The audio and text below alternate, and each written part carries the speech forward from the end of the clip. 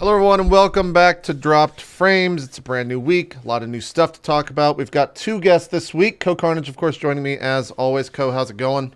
It's going great, man. How's everything going with you? It's going good, man. I just got back from New Orleans. I took a How short. was it? It was. We'll get to it. Joining me on the show is Sacriel and also Swiftor. Sacriel, how's it going over there in London? All good in London Shire. The swans are all in order. Is that what they say? Or are you just trolling me right now? Totally made that up. Okay, I don't know what they say It's over a there. British thing, JP. I don't There's a lot know. of swans over there. Yeah, I don't know. And They're all good in then there, thank you. we finally got we got enough money, guys. Swiftor showed up. It took it took 36 or 37 episodes, but he said, "Okay, you put enough money in the bank. We can put a little finally aside every episode. yeah Work yeah." up to this. No, we've been trying to get Swiftor on ever since I, for whatever reason, called him out at was that Prime? That was Prime, right? That was Prime, right? Yeah. Yeah. I just got this swarm of tweets. I was like, for nothing. It was like, why? Like, he was just joking around. But dude, it's an absolute pleasure being here. Thank you for having me on just, like Drop Frames. It's been awesome, dude. Yeah, thanks for being here. We obviously want to talk to you about kind of everything that's going on with your Twitch and YouTube world. How long you started on YouTube first, right? No, I started on Justin TV, and Really? and Okay. YouTube was just kind of a way to promote the Justin TV channel, honestly. So to me that's impressive as hell because you're at 1.5 million subs on YouTube and you started as a live streamer. Oh yeah, but the YouTube thing we can talk about later. But that was like super recent. Last 3 years, I went from like 50,000 subs to like whatever it is now. So it's a very recent like zoom up. That's kind of a fucking like this, man. Yeah, That's not it like really is it's absolutely literally insane. straight up. It's like a rocket, pretty much. Yeah. There's no lateral movement here. Screw it. How did that happen? Like what drove that? That's crazy. I think something in the YouTube like machine like detected one of my videos being like an okay video, and they featured it, and that one just did really well. It was like one of my Swiftor Says videos, and it got like 500,000 views, and just it started fueling like the rest of my channel. And at the time, I had a real job. I was working at a company called OMG Pop, and I was like, oh wow, like I'm actually like getting a bunch of views, and I felt like a sellout at the time. I didn't know how to be okay with it just yet. And I just turned on ads in one of my videos. I'm like, whoa, I'm making $7 a month. This is amazing. And I started turning them all on. And just from there, I just kind of like started like really pushing it. And today it's like a huge portion of my revenue, which has been great. Yeah, I thought you were one of the YouTubers that came over here and like brought their massive audience to Twitch, but no, you started out live streaming and then went to YouTube. I think you might be the first person I've ever heard doing that before. I think there are definitely a few. Not that have 1.5 million subs, man. No, yeah, I think you might be right there. Actually, Gassy Mexican, I think he started also. No, streaming fuck that. That guy's a fucking idiot. Don't. He doesn't count for any discussion issues from the show. Long story.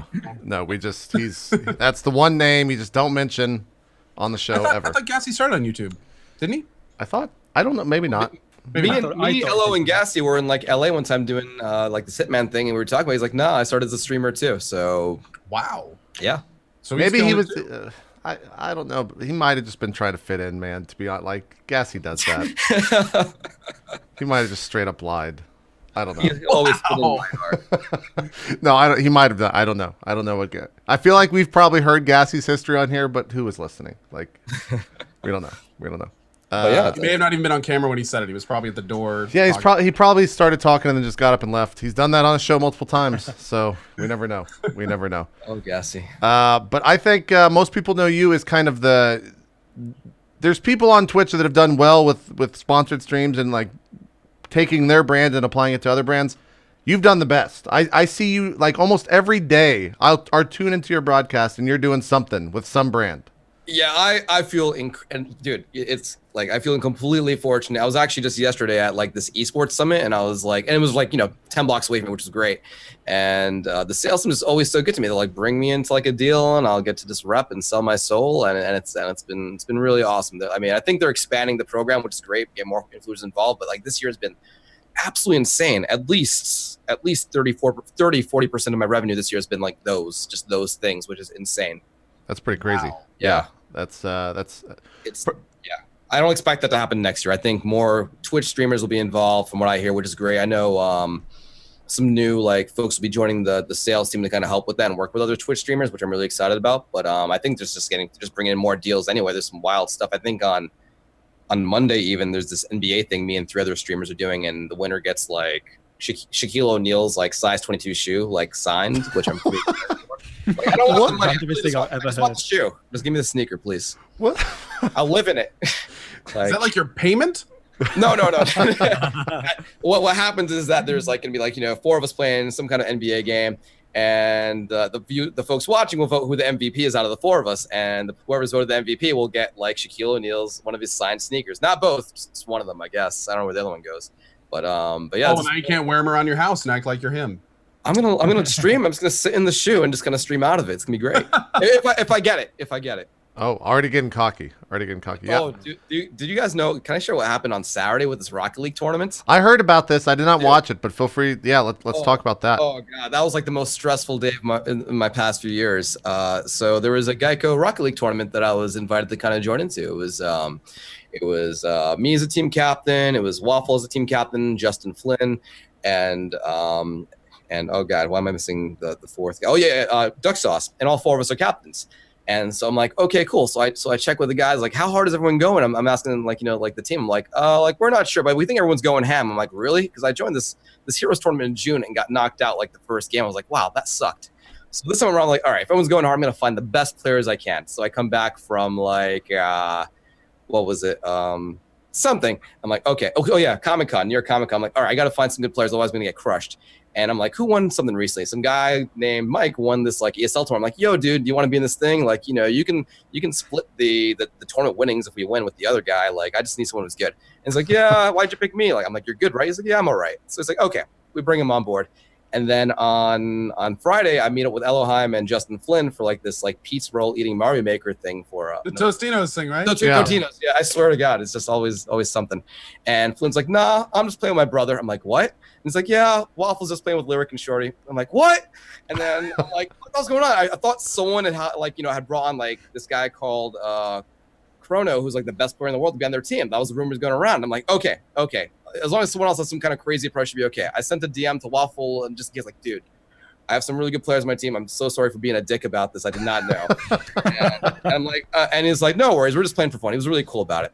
And the next day comes, and I'm the only dude with these like pros on my team, and they're just messing around and just getting goals. And wait, is Mike Rules on your team? Yes, that was him. That guy's like one of the best players in Europe.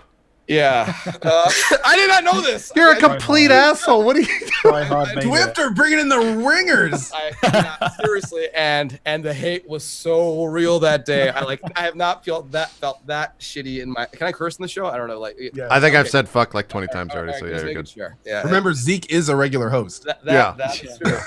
Where is Zeke? Is he okay? Like, is he like doing okay? Zeke is just fine. He had some stuff come out. Yeah, I think he's doing good. Right. So the entire day, I'm just getting like, dude, pay to win. You suck. And I'm usually okay with that kind of stuff. I get hate all the time. That's all right. But this was just like nonstop for like 4 hours, 3 hours, and I felt like crap. So I tried to like, I don't know, like explain. I gave like a ton of money to charity. Be like, dude, so do what I can. Just like whatever. But wow, I felt like crap. Lyric and Waffle and Duck Sauce and Flynn were all great about like a ton of communities. But like, wow, I really need to decompress that day. I was like, give me alcohol now. Did you guys even get scored on? Yeah, definitely. Like the other guys were great. Justin Flynn got plenty of scores. We didn't get to play Duck Sauce's team. Waffle, Lyric, and Shorty, they got some great scores. But I mean, when Mikey and Marky Doodle like wanted to play, they just went nuts. Yeah, so, when they turn it on, they just fucking destroy. Exactly. But I've learned my lesson. Next time, I'm just gonna gracefully lose, like the guy who sucks at games like I am. So I've learned. Lesson learned. It was fun, but I definitely regret not reaching out. Research. Yeah, I didn't really know who was gonna be in the tournament until maybe the Tuesday or Monday before, like exactly. So it was like I already had my teammates by then.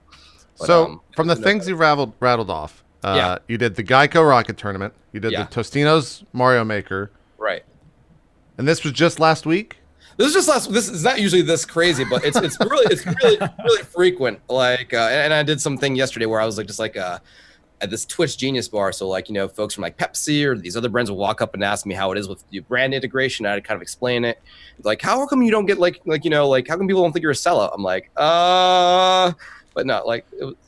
Do you get that a lot actually? Like, I'm interested to see does your community think that of you, or are they just like, hey, he's gonna play some games and maybe get paid a little bit extra for it?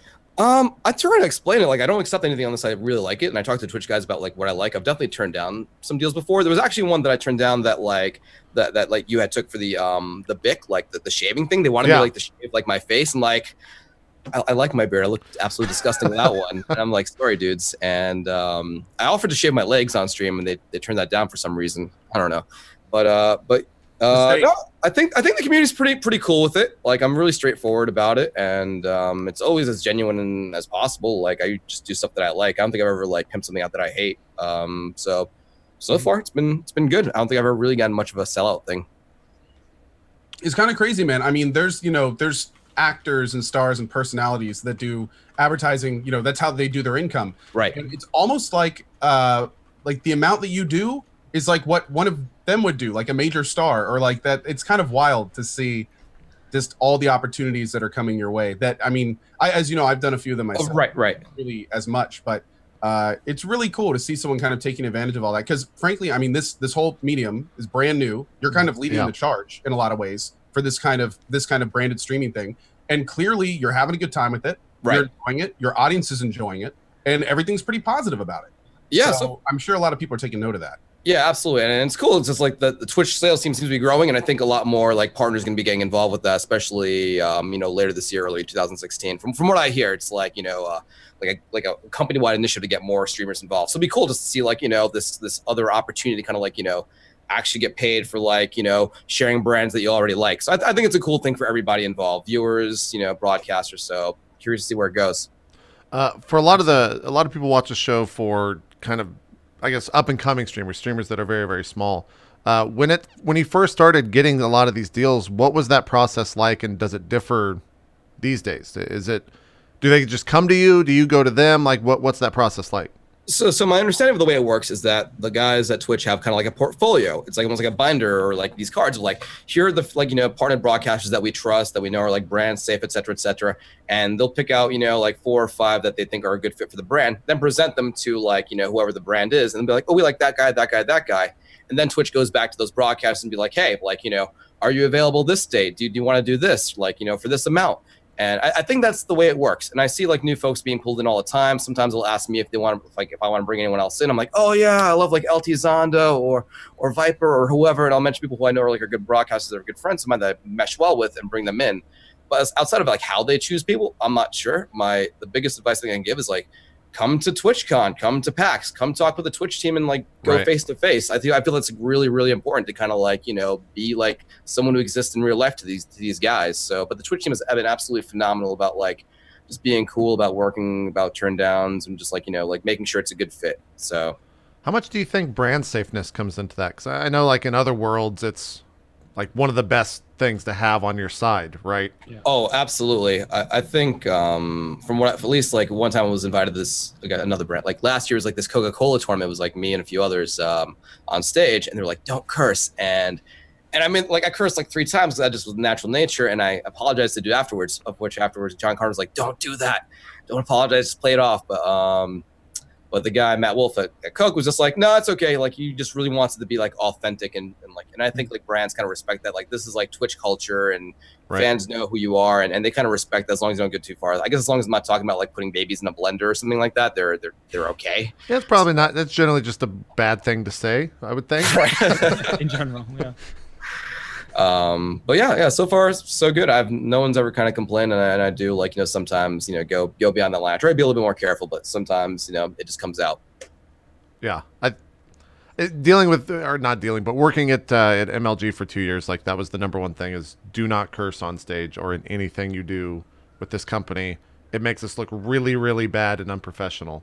How did you feel about that? Like, did you feel I was like working for them at the time. I wasn't representing myself, so I was sure, we're good. Like, that works. And the second I got off stage, it was like night and day. I could switch it on really easily. But now, being on camera and cursing so much, it's actually kind of hard to just turn it off. It really is. I tried doing a Swift jar, like a tip jar once, or whatever, like a swear jar. Sorry, swear jar. Yeah, Swift jar. Swift jar. There we go. That didn't last very long. That went downhill fast. It's JP, in all the years of your production, have you ever had someone really screw up to the point people in the ears are like, what are you doing? So once upon a time, MLG did, and I can't say what they said. I'm not going to say what they said. It was that bad. Once upon a time, MLG did a thing called the Astro Listen In. And this was the first time that they had ever done it. Astro, of course, headset makers, you have like the daisy chain between all the Xboxes or the PCs, and you can listen in to what they're saying amongst the team. So like in real time, this was I think the first one we did was a World of Warcraft tournament. And it was the first time we'd ever done it in. It was like the grand finals. We've been hyping it up all weekend. Like, make sure to tune into the grand finals for the first ever Astro Listen In, blah, blah, blah. 48 hours pass. We get to the grand finals, and I'm not even going to say who it was, but it was two teams versing each other. They go in, like the doors open on the arena, and they walk in, and it's just kind of like dead quiet, right? And usually there's kind of a little like back and forth, and eventually someone will make the step in to like engage the fight. And in World of Warcraft, you kind of want to like focus one person and then maybe just swap to someone else, or at least back then that's what it was. And you kind of like put different pressure on whatever. And so, all right, I think it was maybe it was Igof and VHel doing the casting. VHel works at Blizzard now. Igof, I'm not sure what he's up to. They're like, all right, guys, we're going to do the first ever world ever Astro Listed In. Let's go ahead and see what the guys are saying. The mics go dead. They bring up the players' mics. First thing, literally the first thing on the entire... I'll just say it. He starts screaming, "Fuck him in the pussy! Fuck him in the pussy!" And we're just like, oh, God. All right, guys, welcome back. They're still, the players they're fighting their hardest right now trying to take the guys out. Oh, man. It was bad. And with that, credibility to our industry was restored. This was like 5 years ago, maybe. It was really bad. Oh, man. And the funnier part is we went back in and actual racist remarks were made by the other team when we went back in. And that was the end. That was the end after that. They didn't do it ever again with the WoW players. Ever. So. Lesson learned. So there you go. Wow. I don't know if we never knew if the players were told beforehand that they were going to be on mic'd. Like, I knew they were mic'd. They knew they were mic'd, but I don't know if they expected to be on the broadcast. So I'm sure that made the sponsors of the team very happy as well. So do you know if they kept the sponsors or whether that would change it all? I mean, there were two major teams, like two teams that still exist in esports today. So they're doing all right. Yeah. All right, there we go. It was just... As someone who was like watching in production row and listening in and like watching the director, I've never seen the person who was quite lethargic most of the time. I've never seen them react that quick to run over to the soundboard and just mute it immediately. But I'll always remember because it was fucking hilarious when that happened. Because even the commentators were just laughing hysterically because you just can't expect that. You can't expect that at all. But viewers love that stuff. Yeah, the viewers loved it, of course. The big. Is there a video of it on the internet anywhere? I don't know. You could. I'll try to find it and I'll look after this. It might have been taken down. I don't know. It's a grand finals, so maybe not. I haven't looked. I haven't looked for it, but it was pretty fucking funny. So how long ago was this? You say it was Astro. This was like 4 or 5 years ago. Oh, back during the WoW days of MLG. So that was even before like. This was I was still in college, I think, when this happened. So 4 or 5 years ago. Astro had been around that long. I thought they were fairly.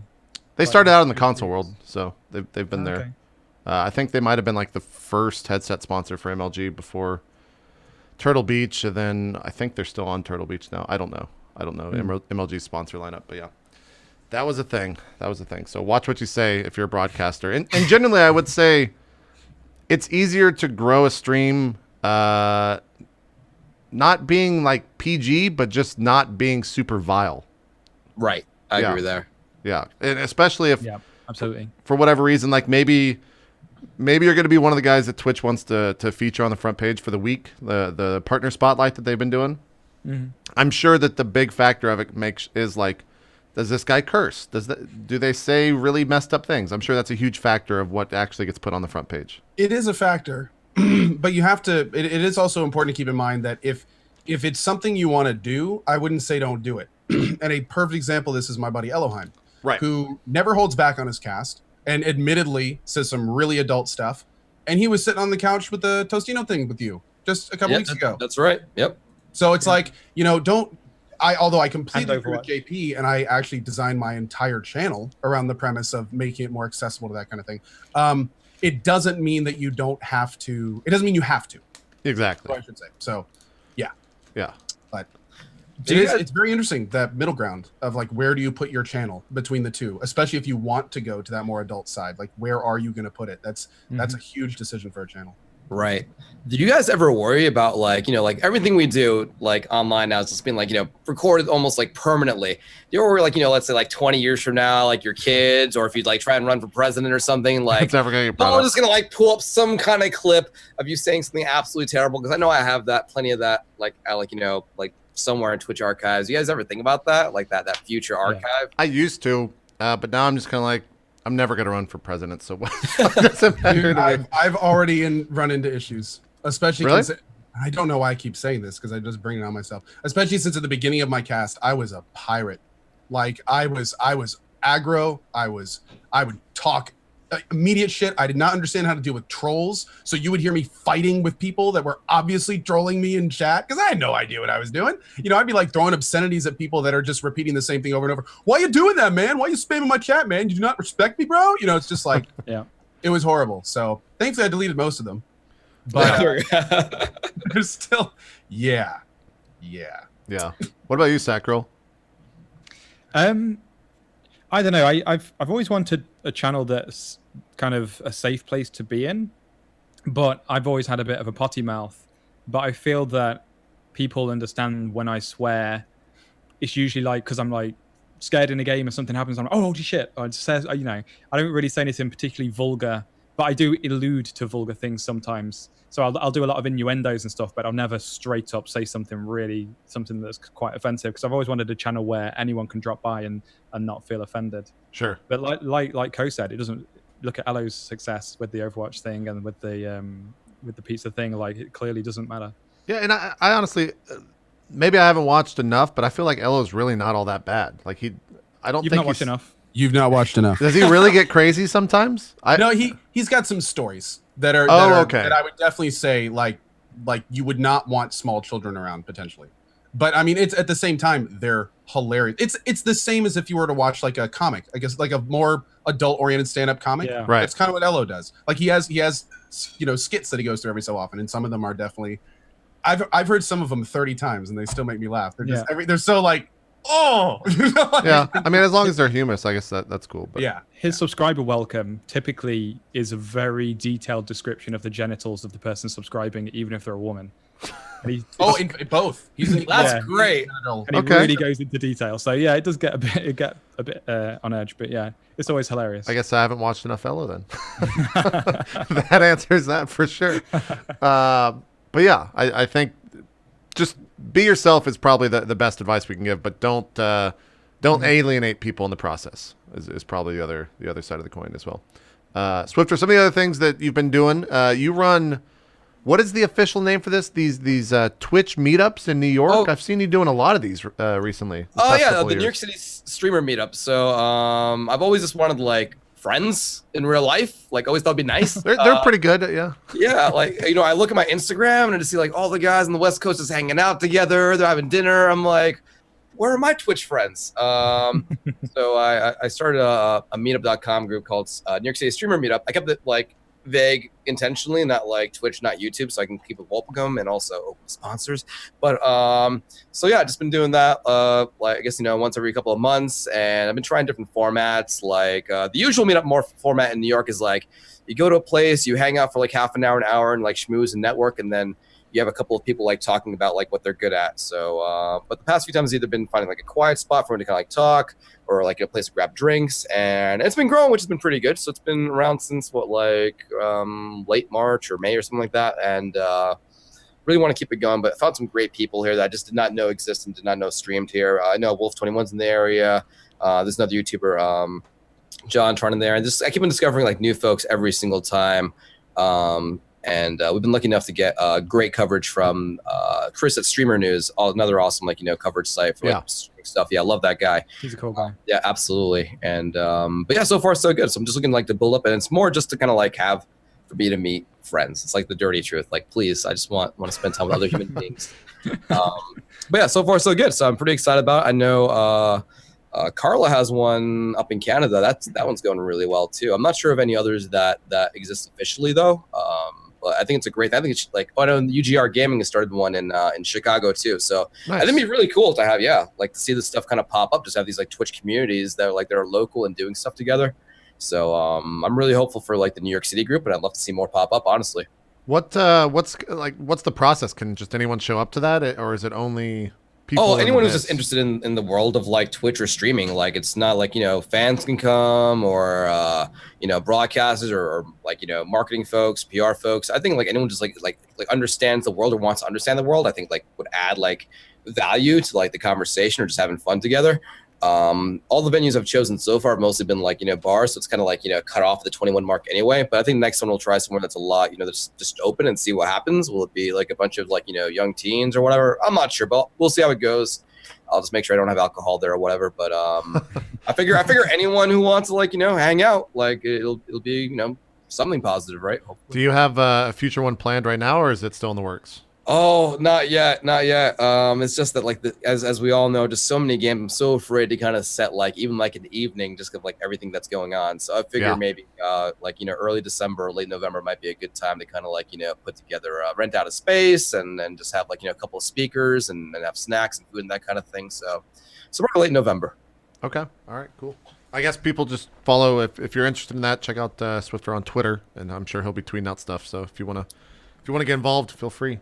Because I know Future Man was also talking super highly of that. I think, has he made it out to one? Oh yeah, he's been to a couple of them, man, and he's been York. great. Yeah, I didn't even know he was in New York until like earlier this year. I'm like, whoa, Future Man's in the neighborhood too. So, and really great guy, always super supportive with these meetups, and always like especially on the production value side, always shares a lot of like great tips and information. So it's just a great place to share info. But yep. Did he turn up in character in his tracksuit?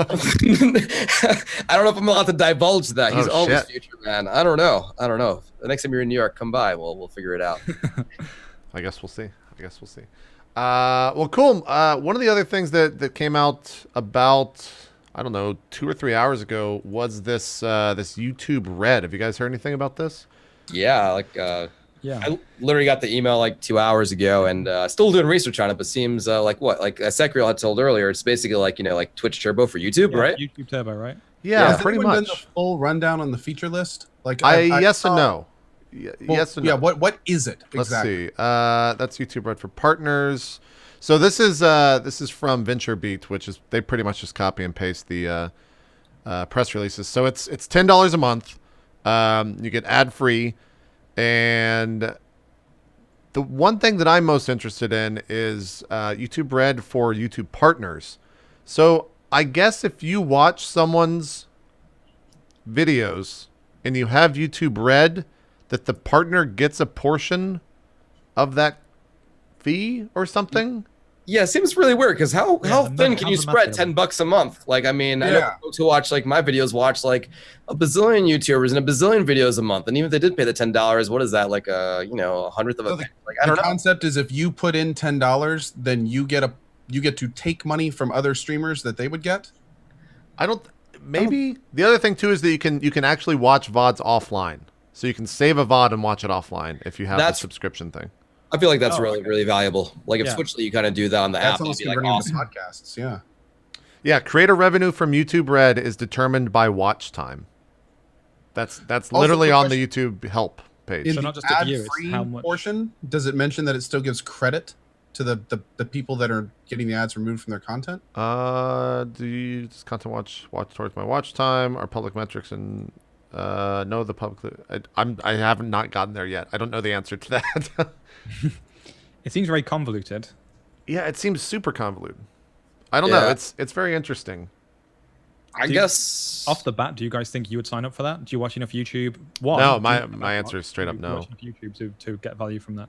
There's no way I would sign up for that if the people that I'm going to their YouTube did not get credit for the ads I was skipping. right. Yeah. That invalidates that's one of the reasons I love Twitch Turbo is because I know that I'm skipping ads, but they make it very clear that the broadcaster is getting their credit. So Mhm. yeah, I don't know, man. Also, it feels like this is a red tape competitor to Twitch Turbo. Like they're just Exactly. trying to get something out there to have people. It's also a little bit more dangerous, right? So if you think of Twitch, pretty much everyone has the same CPM for adverts, more or less. Whereas on YouTube, that's wildly different. Some guy on some crap contract's getting $1, someone like PewDiePie is getting like $20 CPM or whatever. Who knows? So how could they possibly balance this kind of pseudo replacement CPM because the guy had YouTube Red against your actual CPM? Like, it just seems really difficult to balance it correctly. Right. I mean, Google's like, they have like awesome analytics. I wonder if you'll just get a graph that tells you like how much revenue you're actually getting like only from the YouTube Red like subscribers. So you can kind of compare and like, you know, drop in X and rise in YouTube Red revenue. But I don't know. I'm a dude who watches a lot of like YouTube like music videos, and it's always annoying. Like I find one with an ad, like skip. Let me find one without an ad. Yeah. I can pay $10 a month and just like, you know, like add a playlist with a ton of like, you know, video game music that I like from YouTube. Like I might try it out and see how it is personally. But like Ko says, like, you know, like the revenue portion of that, the revenue fairness is really important too. So this is I found the official blog post. This probably have more stuff than the VentureBeat. It also says your membership extends across devices and anywhere you sign into YouTube, including our recently launched gaming app and a brand new YouTube Music app we're announcing today that will be available soon. Then it goes on to talk about YouTube Music, which I guess is... Oh, and as a special bonus, YouTube Red works with Google Play Music, so subscribe to one and automatically get access to the other. So that gets looped in there. I don't know much about Google Play Music. That's actually pretty awesome. I mean, it's just like another like, you know, music subscription program, and YouTube Music, the Google Music thing is actually not bad. They have tons of like music and yeah, I think I that's use like it, $7. Yeah, that's not bad actually. That's a pretty good deal, honestly. And then the other kind of scooping lots of things into it. It started off as the kind of like no adverts, but now it's like and this and this and this and this. Yeah. Wait, there's more. Yeah, the another wait, there's more. They're also announcing the YouTube Red original series and movies from your favorite stars. This will be starting in, I think this is early 2016. But Only available to YouTube Red subscribers? Probably, right? Like the Netflix model, maybe, like where they just have like their only content. YouTube Red members will get access to new original series and movies from some of YouTube's biggest creators. We're excited to announce some of them today, with more to come. PewDiePie, Sing It. I guess these are like the actual names of the videos or the movies that are coming out. So it's basically subscriber only content. Yeah. And YouTube is what you're subscribing to. Yeah. College Humor's in there. Toby Turner's got some stuff in there. Wong Fu Productions is in there. Maker Studios, Skybound Entertainment. I wonder who decides which content is like when PewDiePie uploads a video, does he have a tick box to say like YouTube Red only? What, and if he gets paid a decent chunk out of that, what's to stop him just going, okay, all my content's YouTube Red from now on? I don't know, but it's like part of your subscription to YouTube Red is like subscribing to him almost in a way. Yeah, I would think that they're probably going to have like a YouTube Red channel, and that's where all these videos will be housed. I don't think they're going to be housed on the personal YouTubers' channels, but again, I have no idea, and I would think that would be the best way to do it, rather than just like having a video on your own channel that's locked and you can't watch that unless you have YouTube Red, because that's really going to piss off your audience.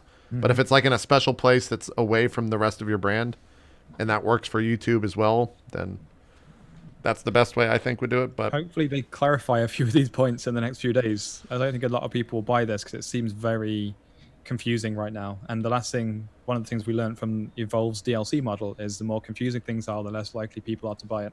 Yeah. Okay, so I got a question pertaining to what we're talking about here. What's going on with YouTube gaming? Yeah, I don't know. That's I mean, they had a big launch. And is it done? Are they doing another big thing? Is the PR over? Is YouTube gaming like, is this going to be it? Will they have a booth at the next PAX? So the #1 channel right now on YouTube gaming has 870 people watching. The #2 is 135, and then the #5 is 18. So it trickles down pretty bad. The pretty fifth quick. highest stream on YouTube gaming right now has how many people? 51. The 6th is 18 people. Unless this is maybe, I would think on their front page they have it by viewership, right? I don't know how to work their UI, so I don't know where I'm actually looking. And I don't want to show it on stream because we're on Twitch and I don't want to show YouTube gaming. They're probably going to be upset about that. But I almost like, it's to the point where I was hoping they would be more than this by this point. Especially considering like after the announcement, I was thinking it was going to be like YouTube gaming announcement, and then a week later, big thing, and then 2 weeks later, hey, we're still here, and it's all, but it's just been like, hey, announcement. And that's the thing. I remember you saying you wanted it to drive Twitch progress, But Right. for Twitch, it's just kind of like a firecracker goes, and it's gone. And they're like, okay, we'll just carry on winning. But Like, funny enough, look what's happened in the last 2 months. HTML5 playlists are coming in. Like Twitch, like it did a little bit. In the little bit it was there, at least it seemed to. Although Twitch may have been working on that for months and months in advance anyway. But yeah, no, you're absolutely right. And it's really kind of weird to see it where it is right now. Yeah, it's a weird place because you can't like. The main thing that YouTube gaming has to do is build a community, but it's like one of the hardest things to do is building a community. Like most of the time, the community kind of builds itself in that regard, but everyone just already has Twitch where the community is built so much that I don't know what YouTube gaming is gonna do, because right now, if you look on their site, like after the immediate featured 6 streams of Live Now, everything else is VODs from like big ass YouTubers on there, and that's it. That's it. Like it's not that much focus on live content on their own homepage on gaming.youtube.com. So I don't know. Do you think they screwed up with the monetization? Because I'm sure if they said to PewDiePie, like, for every 1,000 people you stream to, we give you X, and it would make more money than making YouTube videos, he would probably be streaming a hell of a lot. I feel like a lot of the YouTubers is like, well, I can make more money just cranking out a video and just go to sleep rather than sit there in front of a camera being live. Like, make it worth my while. I wonder if they're not monetizing it strongly enough to encourage their biggest. Every time I go on the YouTube gaming section, I never see like a YouTuber I've heard of streaming. Yeah. And that must mean it makes more sense for them to spend 6 hours editing, chuck a video up, and it makes them money forever, than spend 6 hours streaming and get a bit of ad revenue during that stream. Yeah. My understanding is that a lot of YouTubers are used to like putting up like, shorter form content where like, their videos are only like, anywhere from 10 minutes to like, 40 minutes long. And the folks that do go live on YouTube gaming are on only for pretty short periods. Like I have a few good friends who do streaming and they're only on, they do 2-hour shows. And there's another popular YouTuber who does like the Game Theorist, Bat. And he'll only do a cast for like an hour, but he's got like millions and millions of subscribers. He'll get like 20,000 viewers. That's the max I've ever seen on YouTube as far as I saw. Huh. But I feel like it's just it's a lot of like shorter broadcasts versus Twitch, where folks are just used to like these longer broadcasts. But I could be wrong there. And what are his options for monetization? Like, can he have a donation link when he's streaming to these 20,000 people? Yes, that I know you can. So that's built into videos, and you can also have it appear during your live stream, to my knowledge. Yeah, that's right.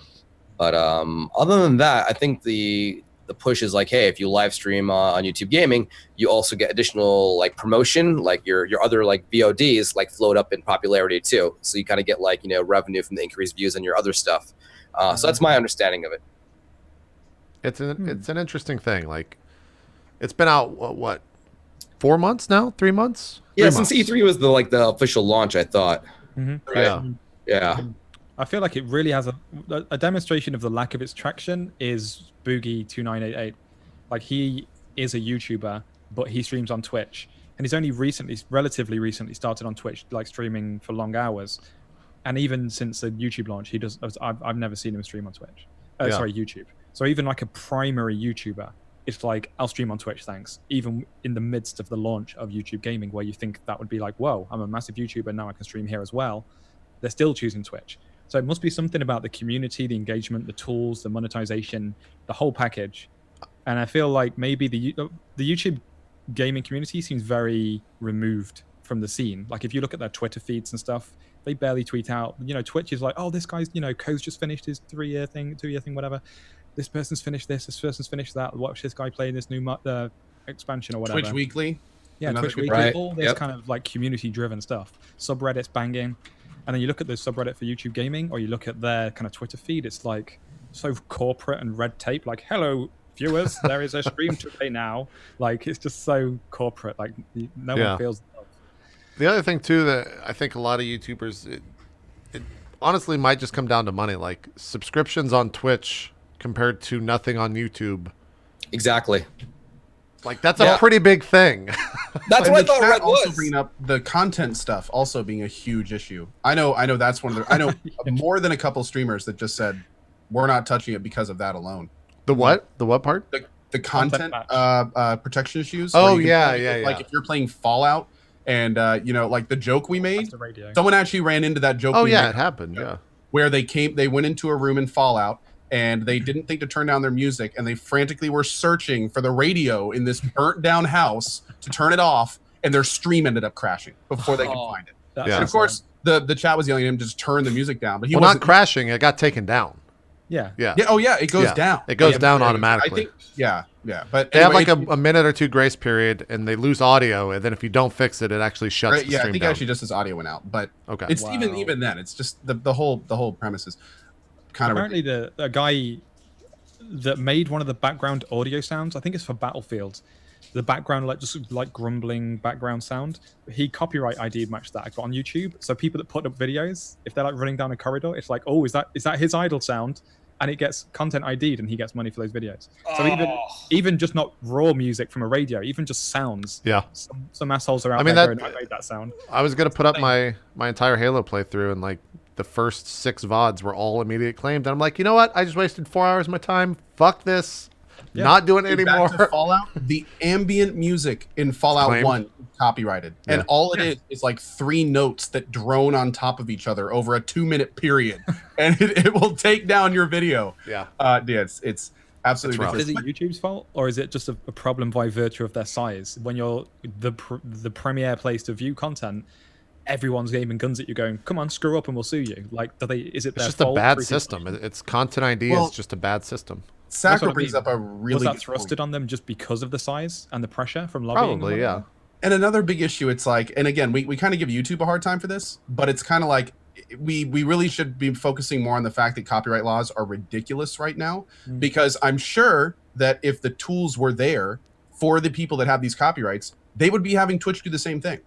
Like if it was up to them, anywhere their music was played, they would want to get copyright money for it. Right. So if they could do that, they probably would. YouTube gave them the tools to do it, so they do it. But I'm sure thank you Twitch for not doing that. But I'm sure if the tools were available, they push them anywhere. But I don't know, man. The whole YouTube gaming thing, like, it gets to a point where, okay, the last big conversations we had about this were very optimistic. Where is this going to push Twitch? There's a new kid on the block. This is going to be big. At what point do we say it's over?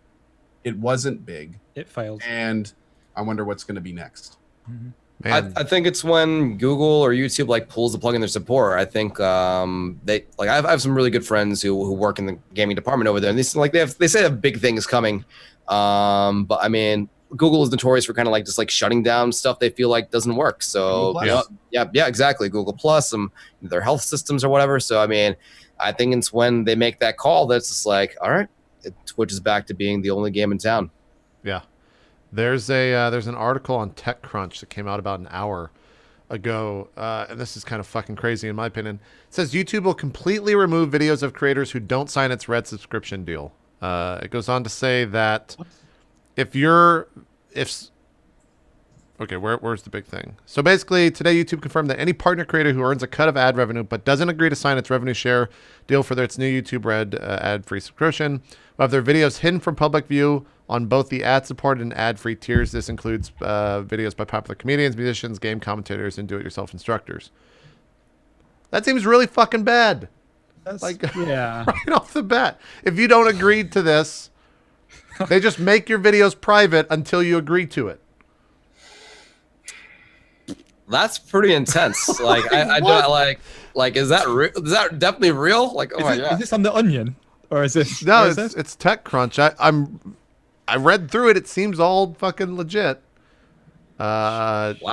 So it's this one. This guy's saying in the comments, creators just need to sign a terms of service thing and continue what they're doing. They won't remove the videos, but it does go private. So still, though, that's kind of fucking insane that they can just make a video of yours private because you don't agree to this when someone randomly decides to watch it that has YouTube Red.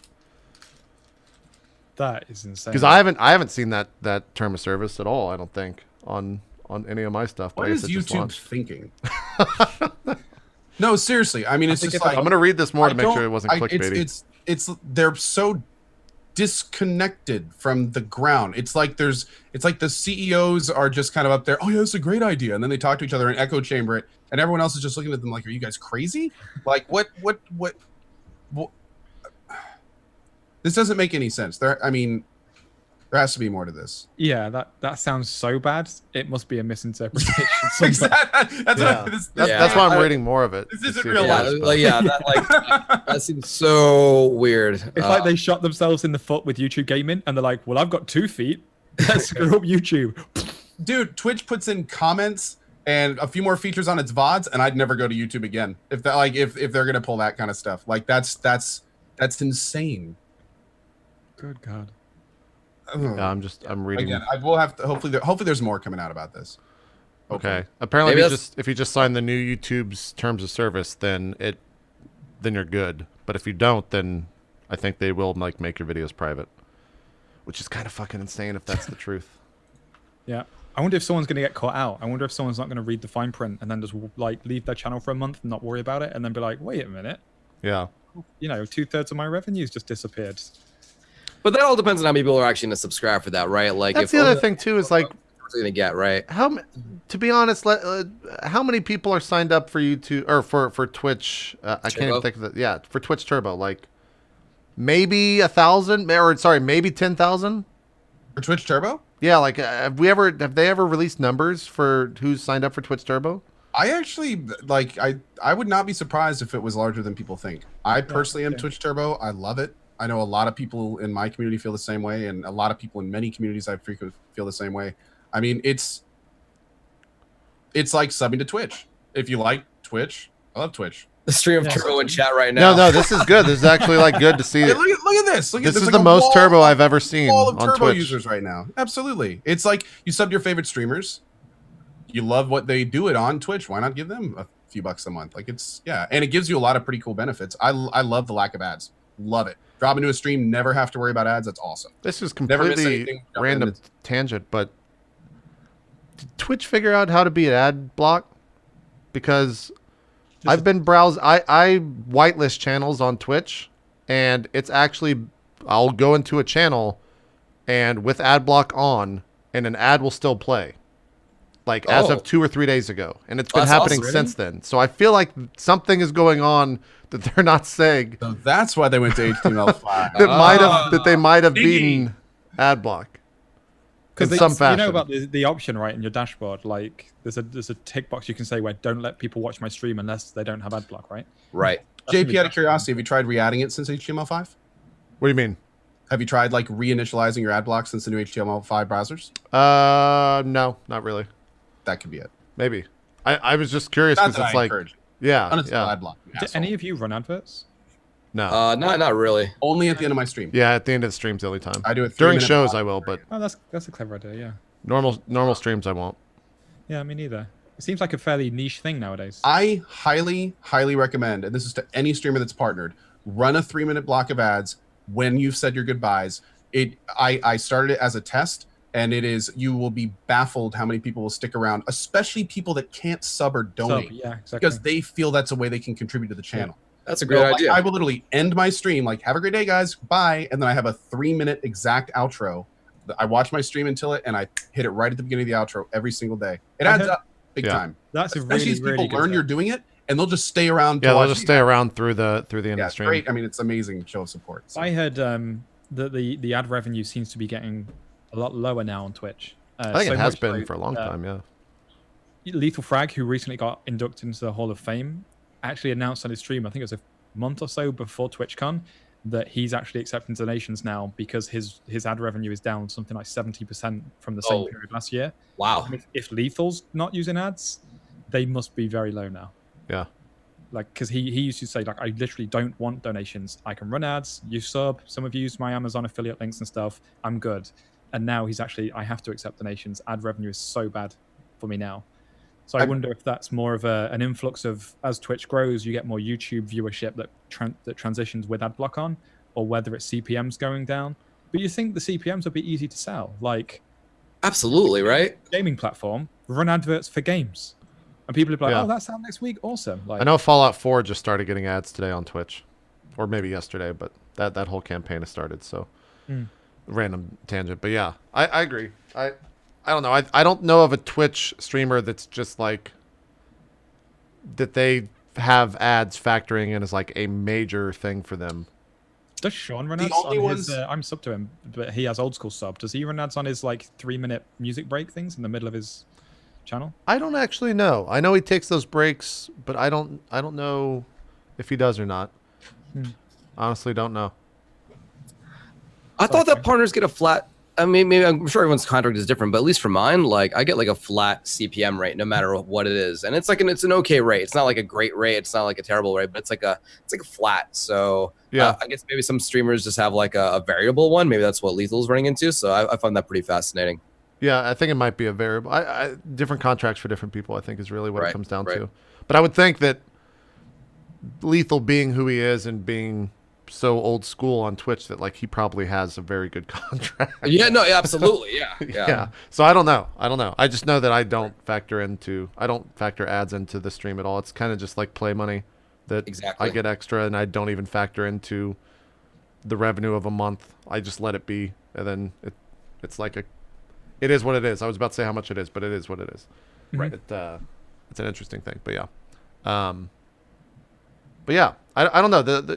It's a weird world with YouTube Red coming in. I want to see how many people start using that. I also want to see what type of kickbacks like YouTubers get for some of that stuff. Obviously, that'll never be public, but like I'll have to talk to some people to see. I'm sure there's enough angry YouTubers that a month after it being out, they'll be like, "What? I got screwed." They might not give specifics, but they might say, "I'm making less now." I'm sure there's enough angry YouTubers out there that will throw their weight around. Right. Now, Probably. if YouTube really wanted this to catch on, I feel like what they should do is similar to Twitch, just have like a little icon next to your name, because there's like no way like to really differentiate yourself on like YouTube comments except for having like some ridiculous Morgan Freeman avatar or whatever like that. If you have like a little like red check box or red thing next to your name, I feel like they would like gobble that up just for the extra recognition in the comments. Mm-hmm. Maybe so. Has anyone ever streamed on YouTube's site here? Like I don't even know what the chat looks like. Nope. Is it an active chat like Twitch is, or is it like a Twitter chat where you tweet and then it goes into the line? Like what? I've never even been in a YouTube gaming stream.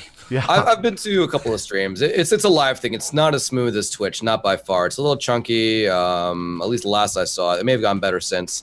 There are some built-in emotes. I'm not sure what the state of moderation is over there, but you go if you've been used to Twitch and you go to YouTube. At least my last experience is like it doesn't feel as nice. I'm sure it's something they're working on, but Oh yeah. Okay. still not there yet. I don't want to show it on stream, but yeah, it just looks like normal chat that is kind of going quick. They also have custom avatars for everyone, so that kind of like, I think that kills the idea of an emoticon or like a channel tag or anything like that for a sub program, because everyone has custom avatars, so they can make whatever they want. Mode or sub mode or anything like that. Yeah. In fact, is there a sub mode? Like, as in, if you're subscribed to my channel, you can talk, because that would obviously. Oh, they have moderator tags now. I don't think there's a sub mode. I'm not sure. Like not paid sub, but like just sub on YouTube. I don't know. I don't know. It's a weird thing. I should probably look into it more, but I feel like I'm so they've disinterested. They've missed the boat. They've launched it, and I think they're doing the whole Google/YouTube thing where they slowly release features. And if you're going to launch something against a competitor as big as Twitch, you can't just go, "Here's 10% of our product offering. We'll add more later." You have to go in all guns blazing. This is our this is our subscription model. This is how the chat works. It's blah blah blah. I feel like they're trying to slow roll it out, and that's just never going to work. Like if you were a new video platform, and you were like, "Oh, here's my basic video, platform technology, and in the future we might add like this, that, the other," and start to slowly implement features YouTube have got, you'll never ever get traction. You need to go in head first and be like, "We're a competitor right now. Come see us." Not, "We'll be a competitor in a year or so." Yeah. You're just going to die a slow death. Exactly right. I agree with that. Couldn't agree more. I can't wait to see what, a year from now or 6 months from now, like what is going on YouTube gaming. Because obviously they have the pull, like they're doing the big Halo 5 launch next week. That's on YouTube gaming and not on Twitch. I don't think it's being restreamed on Twitch anywhere officially. So they seem to have like the big brands going over there. Like E3 was there. I'm sure Jeff Keighley's award show will probably be on there, because I think he's working pretty closely with YouTube gaming. So like event-wise, I think they'll have some big stuff, but they just don't have like the base of the community that Twitch has, right? So Exactly. And I wonder if this Halo launch, if they're going to compare their metrics to what they did 6 months ago or a year ago with something on Twitch and be like, "Whoa, we got like a quarter of the traction we shouldn't have done this. Because obviously YouTube will be paying big bucks. Like they're not, Halo's not going to YouTube because it's like, this is an exciting new platform. They're getting paid lots of money. And I wonder if they'll be like, is the money worth the loss of genuine traction from an actual authentic community like Twitch compared to this kind of forced, awkward corporate YouTube stream where people will just watch it and go, okay, I'm going to go watch my streamers, my favorite streamer now and see what they think of this. And then bam, they go and join a real community. It's true. I think it'll also be interesting to just go look at the viewership of that one stream compared to everyone streaming Halo next Monday and Tuesday. Granted, it'll probably be washed out a little bit, or not washed out, but lowered a little bit once Overwatch kicks in on Tuesday. But still, I think you're going to see 50,000 plus easy for Halo 5 on Twitch. JP, help me out here, because I think it may have been me and you talking about this. What's the other game coming out when Halo comes out? And it's not the Overwatch beta. I think it was me and you that were talking, and we were like, yeah, Halo 5 comes out, but are you going to play that, or... I know Assassin's Creed comes out Friday or Thursday? Friday. I think that's it. Okay. Is it Syndicate?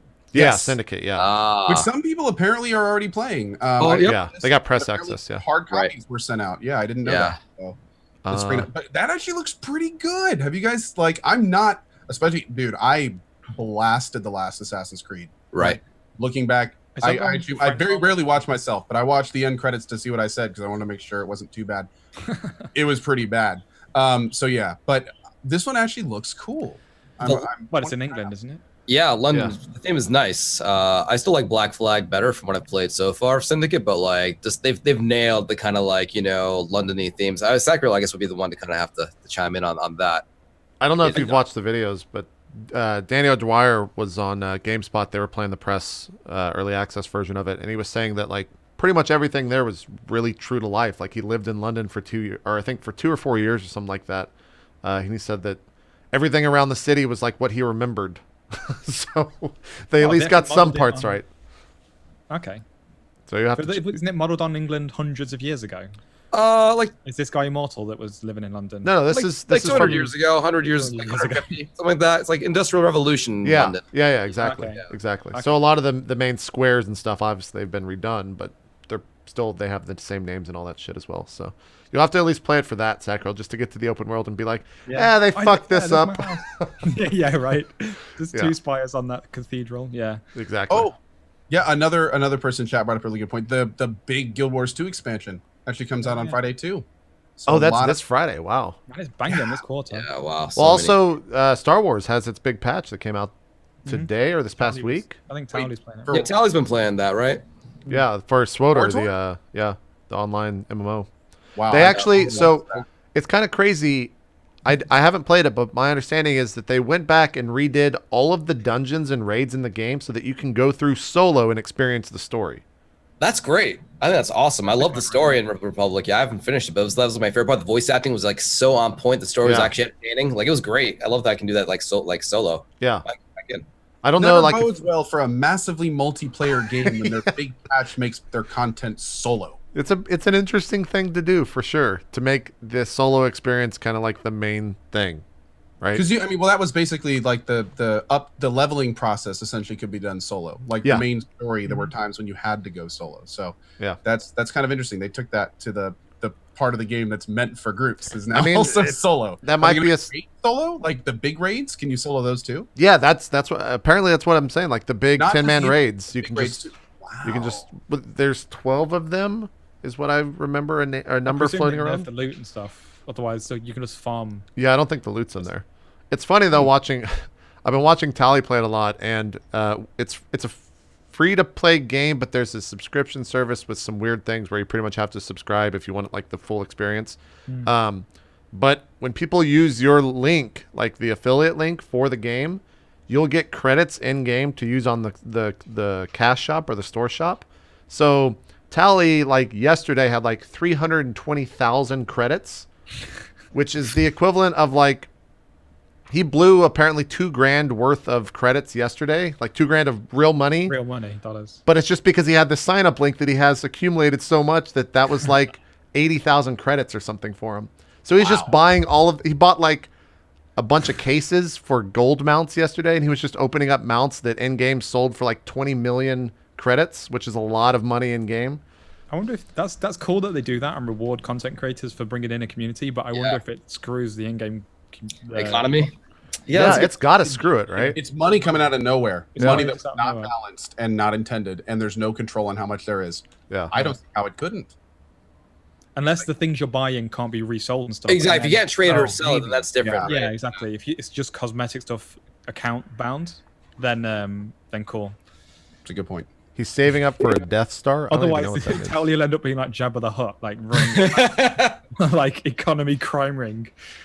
I still It's think kind of interesting. It's interesting though. With this patch, it almost sounds like they have literally taken an MMORPG and almost added a genre to their game.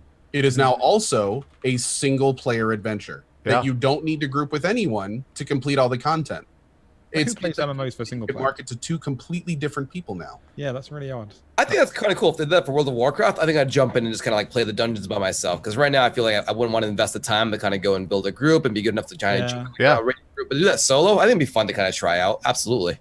Because then So, you could at least say, "Oh, I've killed Illidan, and I didn't have to have 40 dudes with me." Right. so they did a lot of stuff. There's a brand new 1 to 60 leveling experience in the game. You can now reach level 60 by doing main story arc missions and planetary arc missions. I don't know what the fuck that means. They reworked primary stats. What is level sync? Adventure with other players. Level sync. It's level Like a appropriate. mentor system. Yeah, pretty much exactly. Don't know what that is. Flashpoints and operations have been revisited and updated. New modes are now available for many. I think flashpoints are the dungeons, and many other are now available at max level. And then it just goes on to show like everything. I remember when like I first the played giant that. patch. I remember this really specific moment. I was really high level. I played it right from launch, and I played it a hell of a lot.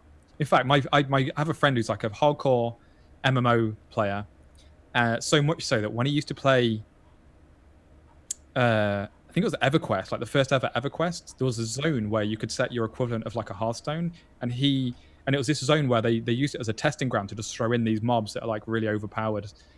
And he had his Hearthstone set there, and he was actually a certain spec and had enough gear that he could actually spawn in that zone and fight his way out each day. Yeah. And one day they came to reclaim that zone to put some normal content in, and they noticed like, what the hell? Someone's got a Hearthstone thing set here, and they actually named one of the drops from the mobs for the new zone that they implemented there after his character name, because they're like, you literally have lived here for years in the game. We're taking away effectively your home. You're the only guy that spawns here, so have a named item after you. Oh, that's pretty cool. How hardcore to have a legacy like, Exactly, right? He's super That's hardcore awesome. like that with all those games. So when Star Wars came out, there was this feature where I think it's this game where if you're the first to a certain level, you can like save your surname, and then all your other characters can share that surname, or some weird system like that. Oh, the legacy system or something along those. Legacy That thing, yeah. sounds familiar. Yeah. You know what else? He hardcore grinded like 24 hours a day on the day of launch, and he legacied the surname Fett. He went back and made an alt called Bubba, which he couldn't originally do. He couldn't call himself Bubba Fett, so he took the surname Fett, legacied it, then remade another character, and actually has a character called Bubba Fett in the game, like bypassing their laws because no one expected him to be the first person to do it and all this. Nice. I love that stuff. There's actually Stuff like that, yeah. there's another game called Elite Dangerous. Maybe some of you guys have played it. Where like it's just huge universe. If you're the first person in the online mode to actually discover to visit like a solar system and then return the data, it actually you get credited with it. So if someone ever visits that, it's like you found the system first, which I think is like really cool. Well, yeah, one of my subs Oh. has actually been doing that for like 2 months, and he's like, he showed me on the map. He's like, here's me, and he's like this dot, and he zooms out, and he goes, if this is where I spawned, and if I wanted to get back there in a straight line, I'd have to like hyperspace for like 5 weeks or something silly. It's insane. And he's been going Elite around Dangerous. Dangerous. It's Oh, And he scans Yeah. all these planets, and he's got like billions of credits worth of scan data. And Oh. apparently, when he gets back to the normal system, someone could just literally blow him up, and all of that data's lost. yep. Like, you have to It's hand it in and log it and everything. yeah, it's great. It's like the Wild West in space. The game is beautiful, and apparently you can like land on planets starting like in December or January. The game is actually really slick. That's pretty crazy. I had to play more of that game. I didn't get into it. I didn't get into it because I didn't have a joystick or whatever, flight stick. So I didn't bother. But Xbox 360 controller works pretty well, actually. Honestly, it? Yeah, it works pretty well. Would the Good to Steam hear. controller work with it? That's What's out that? now, right? It's the Steam controller thing. Is that out I haven't now? tried that out. Haven't you guys actually like? tried it, Sacriel? Sorry? Have you tried it? I've not, but I watched a video today actually on YouTube of a guy playing CS with the pad, and he's just like popping heads like he's playing with the keyboard and mouse. It's Wow, crazy. that's They have this insane. mode called gyro mode. Yeah. He's running around in a deathmatch CS server, and it's like headshot, headshot, headshot. He's just mashing That little people. guy. Yeah. Yeah. How is it? looks awesome. I got to admit, man, I'm really kind of torn on this thing. What have you played with it? Like, No, have you done a wide have not range? hooked it up yet. Oh, I've okay. only taken it down. but the controller, man, like, can you hear this? You Yeah. hear that? Yeah. It's that sound trigger? when you click plastic on something that it's not really held together really tight, and it makes that kind of plasticky twang Yeah, sound. Yeah. Yeah, that's on both of these buttons, Huh. and they click. So it's very alien. Also, Oh. the buttons are very close together. They're tiny. Like I need to try this thing because I'm not sold on it, to be honest. I know a lot of people are either they really like it or they really hate it. It's very one-sided in that sense. The only thing I hate saying about it, because I love Steam, but there's no question it feels cheap. tacky. Yeah. Like it feels. They just went on It sale feels on like Amazon if I dropped today. this from like 4 or 5 feet, that it just break open. you know? Oh man. What do they cost on much are Amazon they? here? That's what I'm looking up. Like $60. Like 60-50, right? I can't fucking find it. How much did you pay for yours, Co? Or was it like? I got the whole viewer thing. It was a while ago. I think it was like 100 for the deal and the viewer and the controller and thing, something like that. Okay. Yeah, Steam controller by Valve is $50 right now on Oh, there you go. Amazon. That's So kind you of can get wonderful that to have and the cheap. viewer for not much more. that's kind of cheap. Did you to see be the honest. Reddit post about it? There's a Reddit Uh, post that got like 7,000 upvotes. It was on the front page, and someone had just he was referring to an article or something about it, but he actually typoed it, and he wrote like, "Oh, here's the steak controller," because K is next to M instead of writing Steam. But then everybody misunderstood what he meant, and Yeah. they thought he was referring to normal console pads as potato pads. So the PC pad is like a steak amongst the potatoes of the other consoles. So now on Reddit, apparently the Steam controller is just called the steak controller. It's so wild how that stuff emerges, like from a typo to like meme. Yeah. In like a day. On the topic of controllers, I know I'm actually gonna get this next week. I'm pretty excited for it. The wireless controller, the $150 Xbox controller. Have you heard of this? Or sorry, I've the got one of Elite? those. It's pretty cool. Yeah. What do you think of it? It's it feels great. Like $150, I don't know how many people will buy it, but like it's so cool. You just like rip off things and like they're all magnetic. It's really nice. So- It feels really hefty. What is I'm that you looking ripped off? forward I to don't that, too. understand. Oh, just like the back paddles? Yeah, there's paddles, and that's actually something that's from Scuff controllers, right? Swiftor, do you know? Oh, Yeah. Yep. So they basically totally ripped off of the Scuff stuff and just made their own Yeah. Microsoft version of it. But yeah, it's pretty slick. Feels good. And you can play with it wired to your PC, right? Yep. You use the USB cable they give you. They'll have a wireless adapter eventually, I think. But for now, you have to USB cable it to the controller directly. Okay. Yeah, I think I'm definitely gonna pick one of those up because my I had like an MLG Mad Catz controller for the past 6 years, and it finally died like Yeah, 2 I saw weeks it. ago, and I was very sad about that. It actually died playing Rocket League. Oh, It would actually just turn my car left a little bit, like every couple of seconds, and I would feel it pulling left, and I was like, I'm fucking done. I'm gonna throw this controller across the room and break it. But that Rocket League's controller, frustrating enough when the controls work. yeah. That game lasted. That controller lasted me through like all the Dark Souls games on PC. Rocket League for at least 60 hours. Like any other game that I played with the controller on the PC, it's a fucking good controller, man. So That's done some Tours of Duty right there. yeah, Yeah, man. and Value for money, right? that was I think at the time like 100 or 120. So I don't mind paying if it's gonna last me 6 years. I don't mind Right. paying a little bit more because like a normal like a PS4 controller and Xbox One controller, they're like $60. yep. So like, why not just spend a little more and make it last a little bit longer? I already had my launch PS4 controller die. I mean, my first DualShock 4 died after about 6 or 9 months of playing. So I don't know. I have no problem spending that much money, but I know a lot of people are just like, why would you spend that? You're a fucking idiot. What are you doing? The Scuff ones go for like 200. I thought something like even higher. I thought like Really? it was, yeah. I thought they would go even for even more. So I think pretty reasonable if that's like the pro. You want to go for like professional quality or whatever it is. So Let's see. yeah. Scuff Gaming, Xbox I'm One. really surprised the Steam one is kind of cheap looking and sounding. Like you'd think Steam have got this kind of feel of like quality that you Right. imagine for them, and for them to launch a pad that seems, lightweight and cheaply constructed is a kind of a break from their reputation. Yeah. Yeah, Scuff's is like 150, 160. Oh, about the same. Right. Cool. Nate Shot, what the fuck? Look at Nate Shot's controller. This is the weirdest, oddest color scheme I've ever seen. Is that like a leopard print on the back? Like I can't even see. Never mind. Looks like I a don't know. H1Z1 skin. Oh. It's the Nade Shot purple and green controller. I didn't know. Nerf. Are those like his colors? I don't know if those are his. That's really weird. Maybe it's some kind of like nerd tryhard thing, like the neon, so you can see them in the dark, all that kind of stuff. Ground effects. Maybe. I don't know.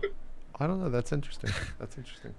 Well, I think that's kind of a good little time to take a break. We'll come back, talk about what we've been playing on our streams, because I think we've been all playing a variety of things that we'll have a bunch to talk about, and then we'll be talking about next week's releases with Halo 5 and, of course, Overwatch, which I think we're all pretty excited. Maybe talk about Overwatch's stream last Thursday as well, because we haven't had a show since then. So we'll take this quick break. We'll be right back with more Drop Frames. Don't go anywhere. We'll see you guys in just a bit.